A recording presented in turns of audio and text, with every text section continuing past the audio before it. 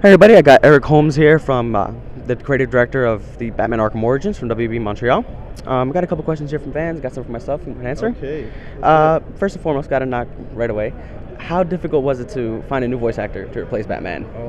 After Kevin Conroy and even Joker, Mark Hamill. We take all our voice casting incredibly seriously, and we spend a lot of time trying to figure out who's going to play these iconic characters. And I'm not even just talking about Batman; I'm talking about everyone that we feature in the game. With Batman, man, it was tough. We spent a long time on the game, enough that it was going to almost cause us problems if we didn't start recording quickly enough. So we really pushed out as far as we could go.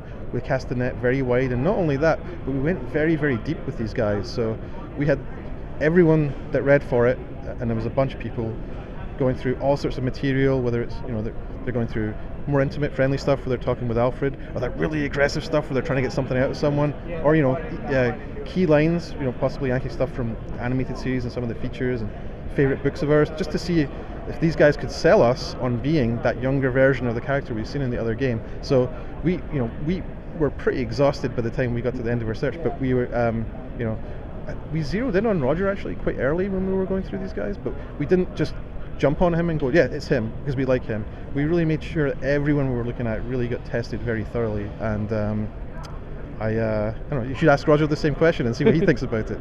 All right, we'll do. Next up, when you knew you were going to make the next Arkham game, how sure were you that you wanted it to be a prequel? Well, we looked at a lot of different story opportunities, different options. We looked at different stories we could tell. And the thing that really leapt up to us about the prequel space, about being in this, not just a prequel, you could do a prequel that was the day before Arkham Asylum, right? But that would just be chronologically earlier. It wouldn't actually have the narrative value of what we've chosen to do, which is this early career formative story for Batman. So one of my favorite books when I was growing up as a kid, I collected the Legends of the Dark Knight book. And it was my favorite at the time because it told really important stories about who Batman was and how he became who he eventually would be. So Legends of the Dark Knight was set kind of around year 2 of his career, where there's books like Shadow of the Bat at the same time, and there was Batman and Detective Comics 2. They were all kind of current continuity, but the Legends of the Dark Knight book told stories where Batman made mistakes. They told stories where Batman met people for the first time. Like I think issue 50 is the first meeting with Batman and the Joker, and so it had this quality that when you picked up the book, you couldn't miss it. You weren't a fan if you hadn't read that story, because that one's really important. And so that, I think, was really what got the energy going around this prequel game, and also answers why we went so far back. It's like I need to pick up that book then too. I'm a big Batman fan, and I haven't actually read that book. On the topic of being a Batman fan, picking villains, how difficult was that process? I mean, you got a lot of obscure villains there that even I haven't heard of as a Batman fan. Well, we wanted to bring in a lot of new blood to the game too.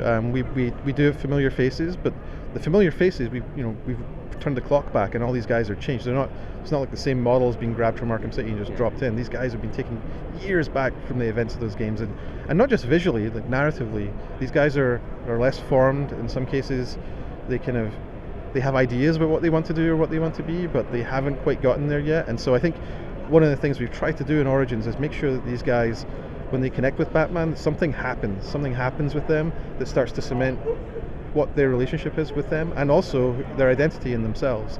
And the same thing counters for Batman. So, rather than the 127th time these guys meet, it's the first, and there's something very special about what happes in these connection moments. Really nice. First time with Joker too? That's right, that'll happen in the game. Really nice. Last question, on the topic of multiplayer. I think that's the last one? Okay, that's fine. You can go ahead. Sorry about it. So, you heard it here. Look out for the game coming out October 25th. 25th. Batman Arkham Origins. Thank you very much.